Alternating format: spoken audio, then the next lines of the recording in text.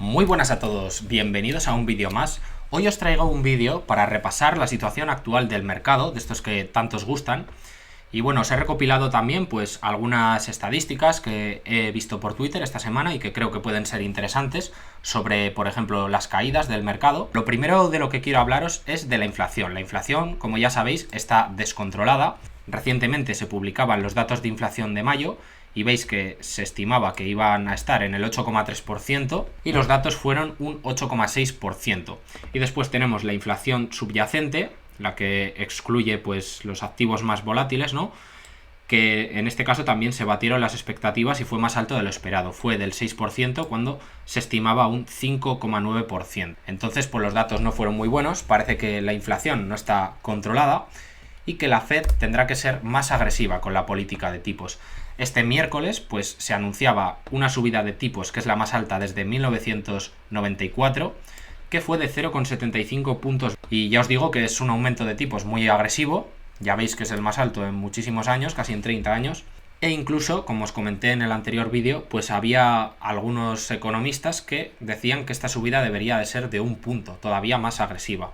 Os traigo aquí un gráfico en el que podemos ver pues cuál es la inflación, que lo podéis ver en azul clarito, y cuáles son los tipos efectivos de la Fed, ¿vale? En este caso habría que actualizarlo porque aquí veis que está al 0,83%, habría que aumentar esos 0,75 puntos que subieron ayer, pero aún así no cambia mucho, ¿vale? Estarían pues por aquí los tipos de interés, pero la inflación veis que está por las nubes.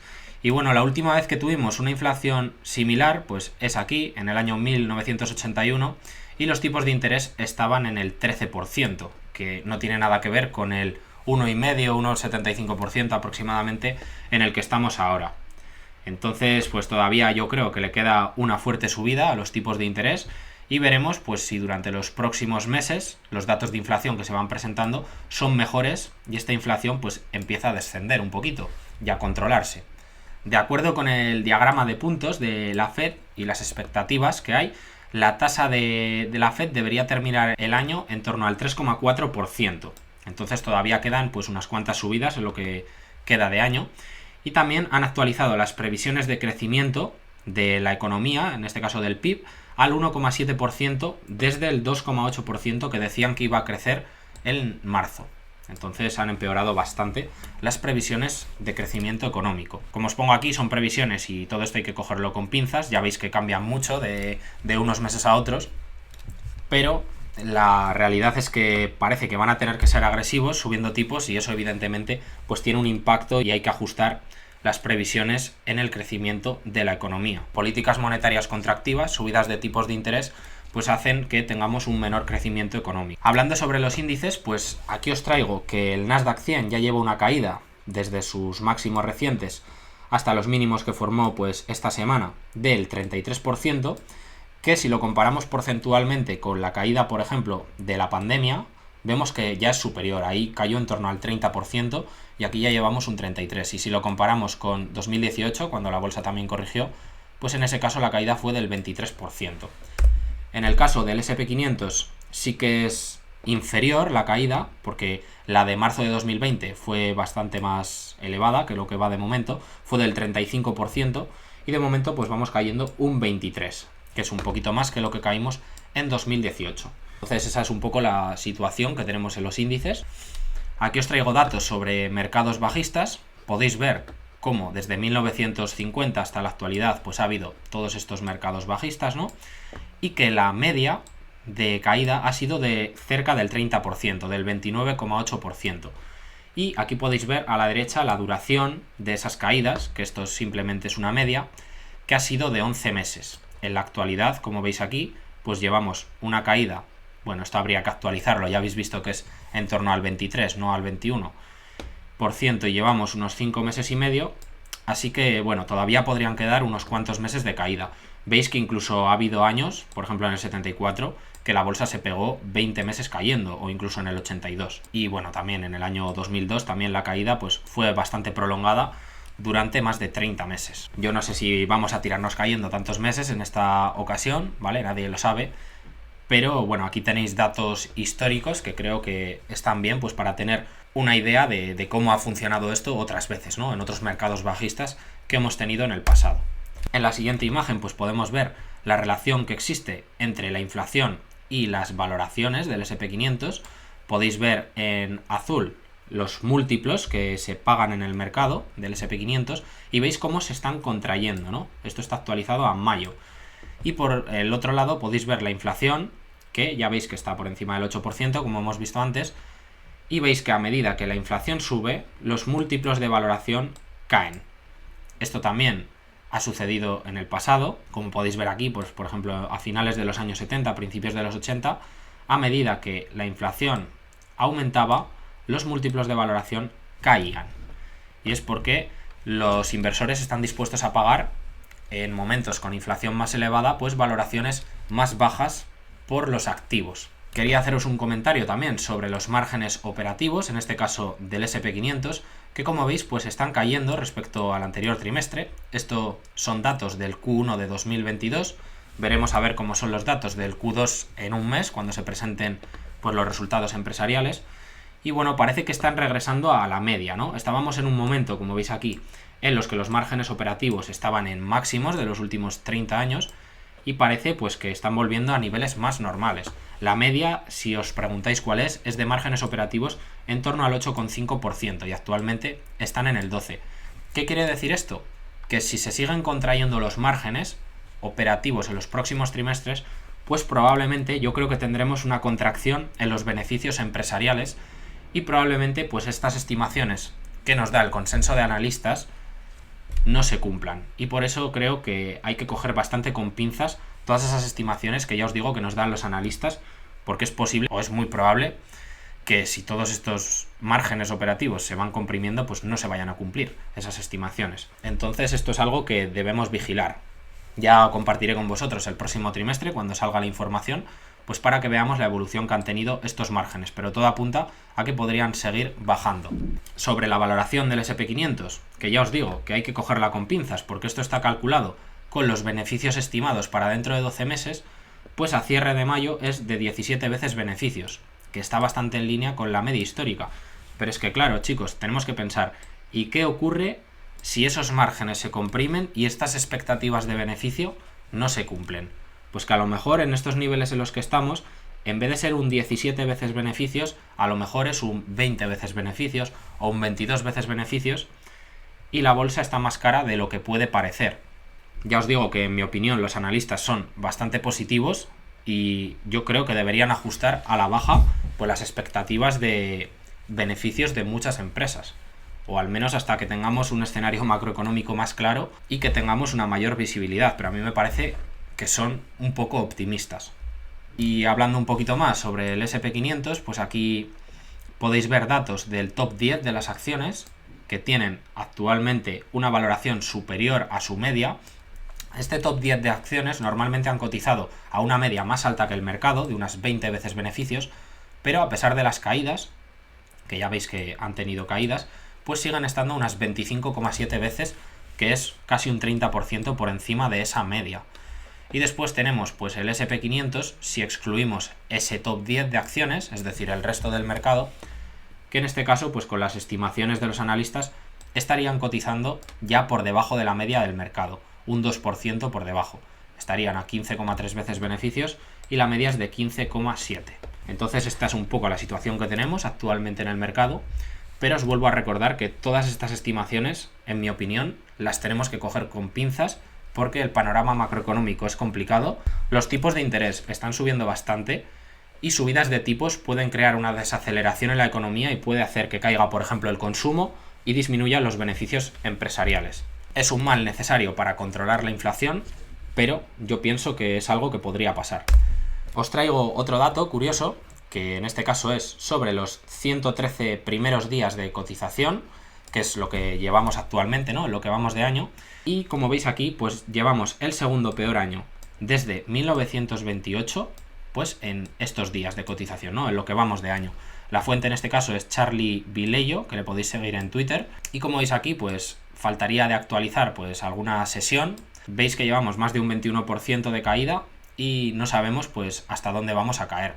El único año en el que fue peor fue en 1932, donde en los primeros 113 días habíamos caído un 39,2%, y después el retorno desde el día siguiente hasta el final de año fue un más 40%. Aquí podéis ver como muchos de estos años el comportamiento ha sido bueno a partir del 113º día de cotización, cuando hemos tenido caídas significativas, pero también ha habido algunos años como 1931 o 2008 donde la bolsa ha seguido cayendo muchísimo y el retorno ha sido pues bastante negativo. Y aquí a la derecha pues podríais ver el retorno del año completo, ¿no? Por ejemplo, en 1932 pues la bolsa cayó un 14%, que bueno, es una mejora significativa si tenemos en cuenta que en la primera mitad del año más o menos pues la bolsa iba cayendo casi un 40%.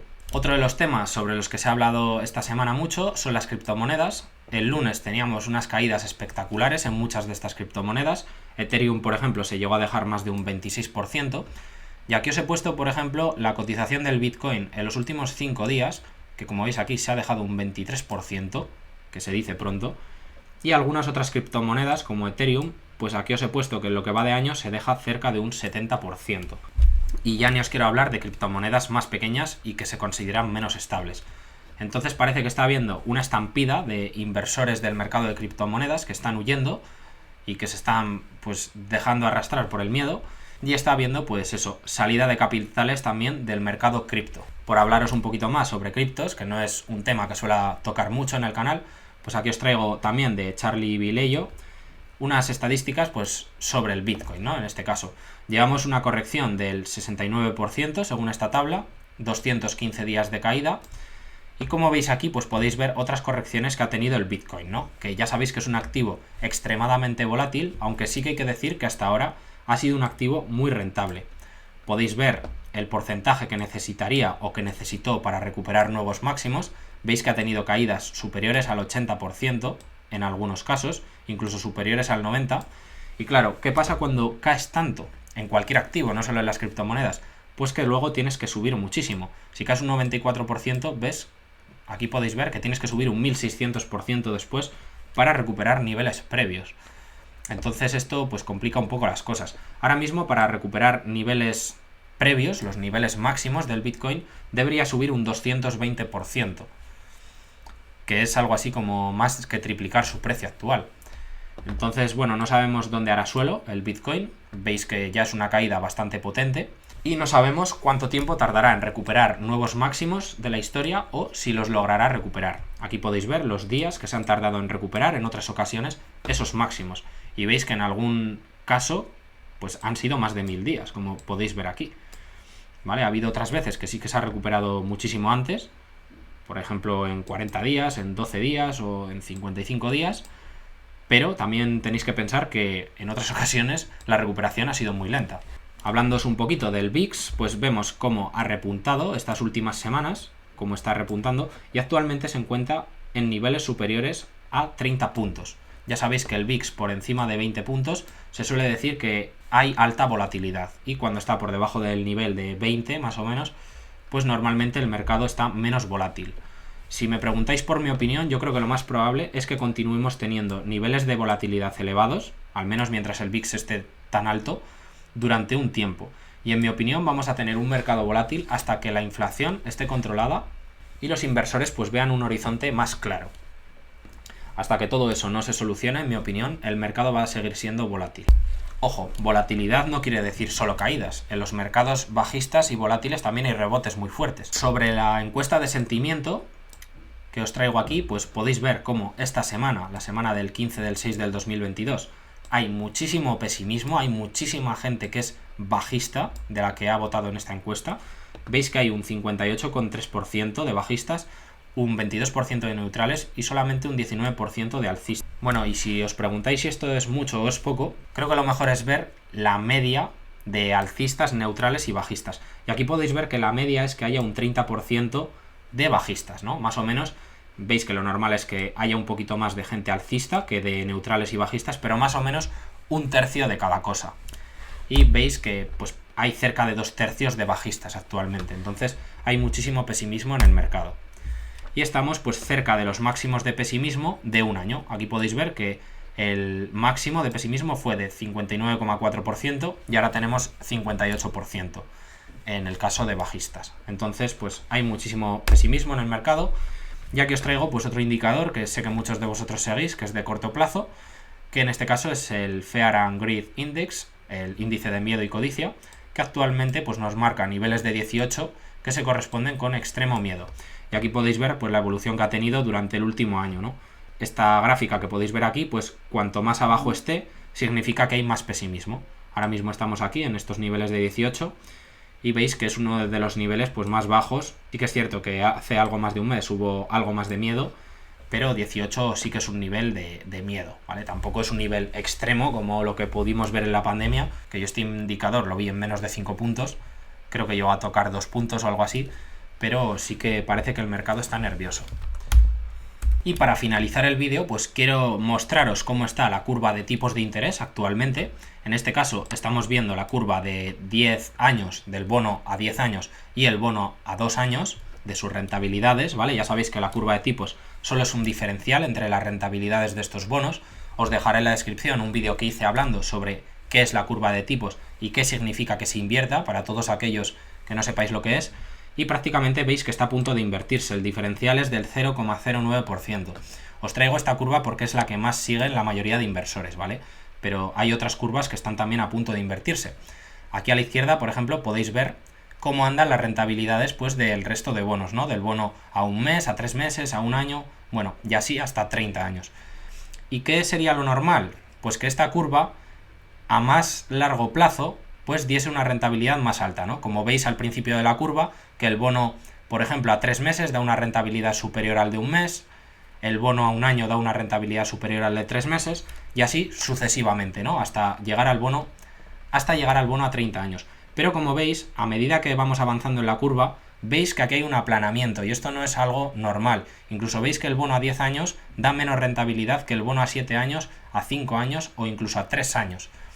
Entonces eso quiere decir que estaría invertida esa curva. Y bueno, veis que se siguen invirtiendo. Entonces parece que esto es un mal síntoma. Este es un indicador que se ha utilizado para predecir recesiones. Y todo apunta a que esta curva se va a seguir invirtiendo. Entonces nada más, chicos. Hasta aquí el repaso de la situación del mercado de hoy. No sé qué opináis vosotros sobre si pensáis que las caídas ya han terminado o por el contrario vamos a seguir teniendo una temporada de alta volatilidad. Y nada más, chicos, espero que os haya gustado el vídeo, podéis dejar un like para apoyarme, suscribiros al canal si todavía no lo estáis y nos vemos en el próximo vídeo. Un saludo y hasta la próxima.